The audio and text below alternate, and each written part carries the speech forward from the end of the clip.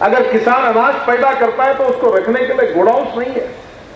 Fruit vegetable तैयार होते हैं तो उनको जब तैयार होते हैं तो उसको रखने के लिए प्री कूलिंग प्लांट और कोल्ड स्टोरेज नहीं है।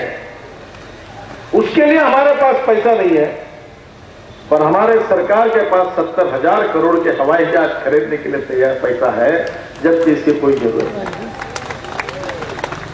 मुझे याद है कि थोड़ा सा चेंज हुआ पॉलिसी में, तो मैं नागपुर से मुंबई फोन करता था जब मैं विद्यार्थी था। तो मेरी बहन मुंबई में रहती थी, तो एक स्टेट बैंक के ऑफिसर है, उनका लड़का मेरा मित्र था, दोपहर को उसके घर जाते थे और एसटीडी पर क्योंकि फ्री ऑफ चार्ज बात हुई तो उनके घर से चुपचाप फोन करते थे। एक ट्रंक कॉल का बिल 66 रुपए लगता था, अब 40 पैसे में बात होती है। हवाई जहाज का टिकट 8,000 रुपए था तो बीच में 2700 रुपए पर आया था। अब टेलीकम्युनिकेशन के फील्ड में और कल पावर के फील्ड में या सभी होने दो ना कंपटीशन। रिलायंस कहेगी कि हम 4 रुपए यूनिट पावर देंगे, टाटा कहेगा 3 रुपए 70 पैसे देंगे, और कोई आएगा 3 रुपए 5 पैसे देगा, चलेगा।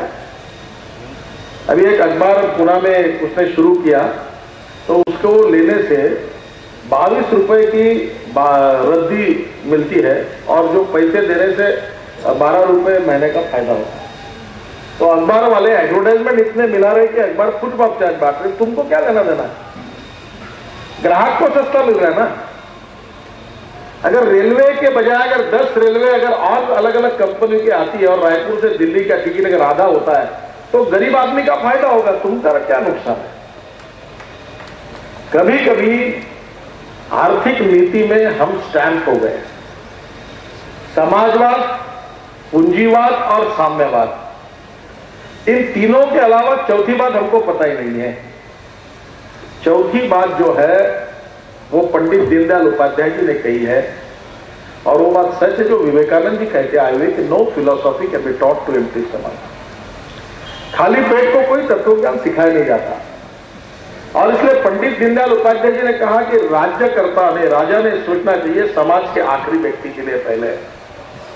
लोकतंत्र में कल्याणकारी राजा की कल्पना यह की गई है कि जो दे सकता है उससे टैक्स लेना चाहिए और जो नहीं दे सकता उसको मुफ्त में या कम पैसे में सेवाएं देनी चाहिए।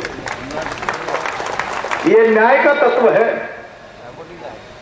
मैं कोई ऐसी बात नहीं कि फ्री ऑफ चार्ज दे दो, इस मत कर, मैं विरोध में हूं। क्यों हम अंधे विकलांग हैं उनको क्यों कंसेशन देते हैं? क्योंकि बेचारे उनके किसी को पैर से चलना नहीं होता, किसी के आंखों से दिखता नहीं, तो समाज ये कहता है कि पहले इनका कल्याण करो, इनका काम करो। क्यों कहता है? और इसलिए आर्थिक दृष्टि में भी जो शोषित है, जो पीड़ित है, जो दलित है, जो बैकवर्ड है, जो गरीब है, चाहे वो किसी भी जात पंथ धर्म भाषा बोलने वाले हो, उन लोगों के समस्याओं को प्राधान्य से उसका अध्ययन करना, चिंतन करना और उनको मदद करना, यह कल्याणकारी राजा का कर्तव्य है। क्या गलत है इसमें? मैं कोई विवाद में नहीं गिरना चाहता। समाजवाद, साम्यवाद और पूंजीवाद के विवाद में गिरकर मैं नहीं चाहता क्योंकि बहस बढ़े, पर हम चाहते हैं हम ऐसे आर्थिक विचारों के आधार पर चले कि जिसमें हमारे किसान आत्महत्या नहीं करेगा।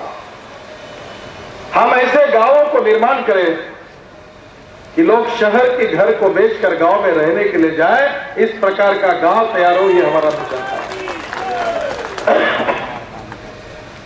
हम ऐसे गांव को तैयार करें कि वहां का गरीब के गरीब आदमी का स्वास्थ्य अगर खराब होता है तो उसको सबसे अच्छी ट्रीटमेंट उसके गांव के पास नजदीक में उसको मिले।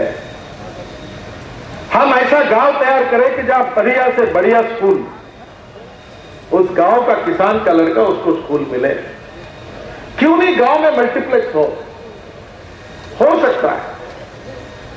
क्यों नहीं वहां के मकान एयर कंडीशन बन सकते हैं, कोई कठिनाई नहीं। और इसलिए मैं आपको बताना चाहता हूं यह कठिन नहीं है। सतपाल जी और ओम प्रकाश जी हमारे साथ, हम इस्राइल में गए थे और किसानों के मकान एयर कंडीशन है, ये हो सकता है। पर आज जो नीतियां अपनानी चाहिए वो नहीं अपनाने के कारण किसान कंगाल बन रहा है।